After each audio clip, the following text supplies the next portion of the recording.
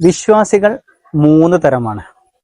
1 കാനേഷുമാരി വിശ്വാസി, 2 പ്രാക്ടീസിങ് വിശ്വാസി, 3 എക്സ്പീരിയൻഷ്യൽ വിശ്വാസി.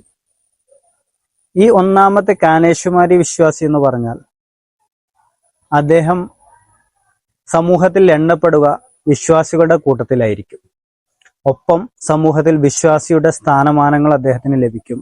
ഗവൺമെന്റിൽ നിന്നുള്ള ആനുകൂല്യങ്ങൾ ആ വിശ്വാസ സമൂഹത്തിനുണ്ട്, ആ മതസമൂഹത്തിനുള്ള ആനുകൂല്യങ്ങൾ ലഭിക്കും.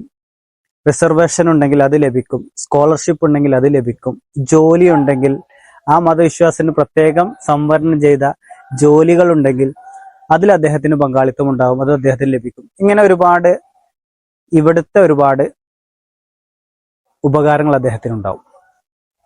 രണ്ടാമത്തത് പ്രാക്ടീസിങ് വിശ്വാസിയാണ്. അദ്ദേഹം നിസ്കരിക്കും, പ്രാർത്ഥനകൾ നടത്തും, നോമ്പ് നോൽക്കും, ഇങ്ങനെ ഒരുപാട് കാര്യങ്ങൾ ചെയ്യും.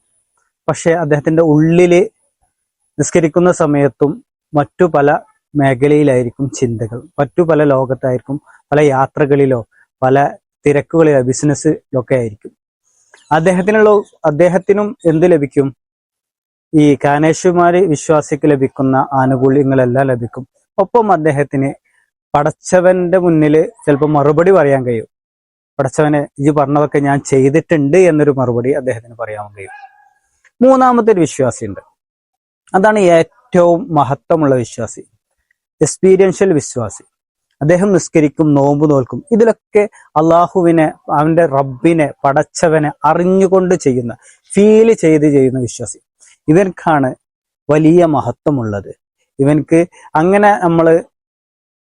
വ്യക്തി ഇങ്ങനെ അള്ളാഹുവിനെ അറിഞ്ഞ് അവന്റെ ഇബാദത്തുകള്, പ്രാർത്ഥനകള്, നോമ്പ് എല്ലാം അള്ളാഹുവിനെ അറിഞ്ഞ്, അള്ളാഹുവിനെ അവന്റെ മുന്നിലുണ്ട് എന്നൊരു ബോധ്യത്തോട്, അള്ളാഹു അവനെ കാണുന്നുണ്ടെന്ന ബോധ്യത്തോടെ അവൻ ചെയ്യുമ്പോൾ തീർച്ചയായിട്ടും അവന്റെ പാരത്രികമായ മരിച്ചു ചെന്നിട്ടുള്ള ലോകം വിജയിക്കും. ഒപ്പം ഇവിടെയും അവന്റെ സൗകര്യങ്ങളൊക്കെ അവൻക്ക് വേണ്ട ഇവിടെ ജീവിക്കാനുള്ള ബിസിനസ്സിലായാലും മറ്റു കാര്യങ്ങളിലൊക്കെ ഒരു ബറക്കത്തുണ്ടാവും, ഒരു അഭിവൃദ്ധി ഉണ്ടാവും. കഴിഞ്ഞ ദിവസം ഞാനൊരു വീഡിയോ കണ്ടു. ആ വീഡിയോയില് ഒരു പെൺകുട്ടിയാണ്, ഏകദേശം ഒരു 25 വയസ്സൊക്കെ പ്രായം ഏകദേശം ആയിട്ടുണ്ടാവും.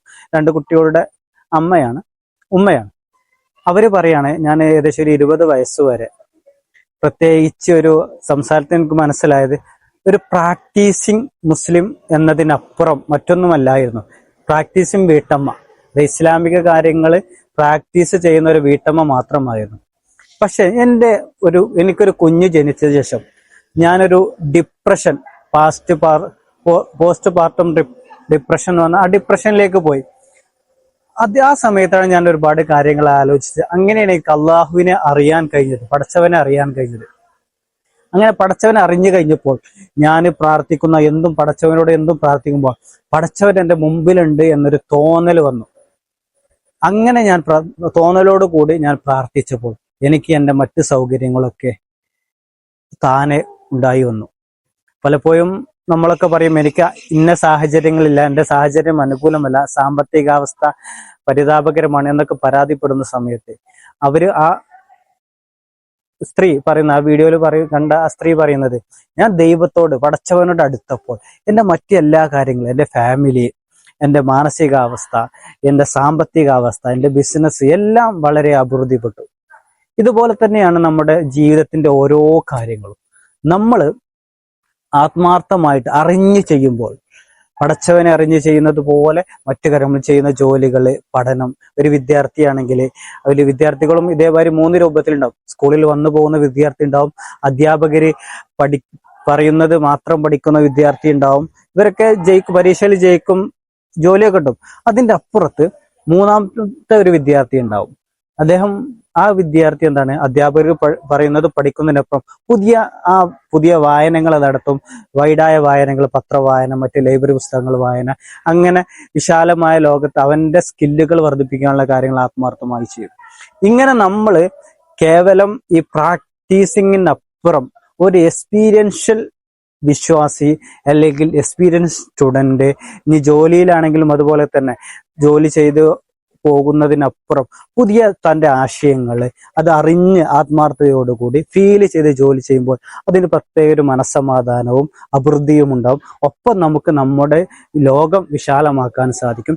അപ്പൊ നമ്മൾ എപ്പോഴും ഏത് ഘട്ടത്തിലും ജോലിയിലാവട്ടെ, പഠനത്തിലാവട്ടെ, ആരാധനയിലാവട്ടെ, മറ്റു ഏത് ഘട്ടത്തിലും നമ്മൾ ഈ മൂന്നാമത് പറഞ്ഞ എക്സ്പീരിയൻഷ്യൽ വിശ്വാസി, എക്സ്പീരിയൻഷ്യൽ വിദ്യാർത്ഥി, എക്സ്പീരിയൻഷ്യൽ തൊഴിലാളി ഈ രീതിയിലേക്ക് മാറണം. അങ്ങനെയാകുമ്പോഴേ നമുക്ക് യഥാർത്ഥ വിജയിയാവാൻ സാധിക്കുകയുള്ളൂ.